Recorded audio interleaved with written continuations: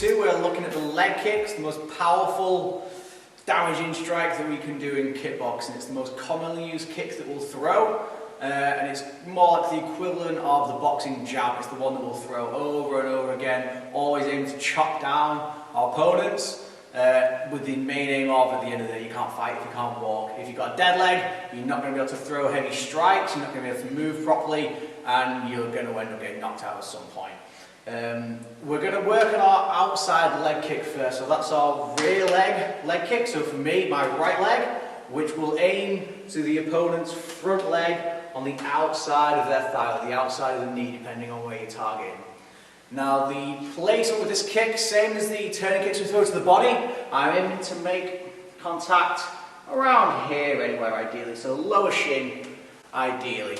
It's a slightly different technique to our body kick, so whereas the body kick lifts up and goes straight forwards, going this way through my opponent's body, the leg kick lifts up and then chops down like an axe chopping into the bottom of a tree. So it's got to come up before it turns over and then drops down into the top of the thigh, going down kind of this angle. So when I throw the kick, same starting point, my front foot has to rotate out, my hip leg's going to come up, and then it's going to drop down on top of my opponent. So if I'm with Steve here, so I just drop the pad for a second, if I'm just throwing it to the outside of his leg, I'm aiming just above the kneecap, so his knee's here, I'm going to aim just an inch or two above the kneecap from here, I'm going to lift up and chop down on top of his thigh. If he was holding that pad against his leg, I'm just going to turn it to the back a little bit, that's fine there. So I'm going to lift my right leg up and then turn my hip over and chop it down into the pad instead of just going straight through to the side. So it's going to come up and over, so heavy kick, and back down.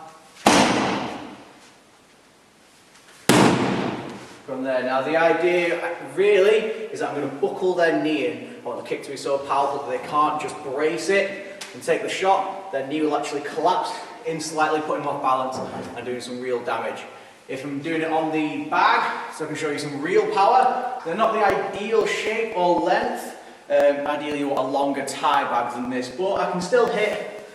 I'm aiming at my thigh, some of my height, about here, which is around just the very bottom of the bag here where this little nub sticks out. So if I'm going to hit this bag, I can still practice legs on here. I'm going to lift my right leg up and over, and you'll see you will get some big heavy swinging on the bags when we throw these kicks. These are very, very heavy kicks, and because of the placement on the bag, that's where you're going to get the most swing on the bag. If I felt much higher, there wouldn't be any movement on the bag.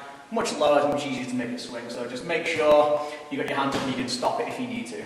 So right leg comes up, turns over and chops down into the bag. Not going straight across, up and over. So another heavy kick.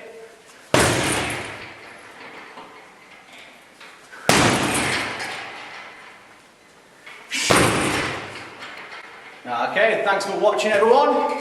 Next session we're going to be looking at the inside leg kick. Much weaker, but much faster strike. Thanks for watching, see you next time.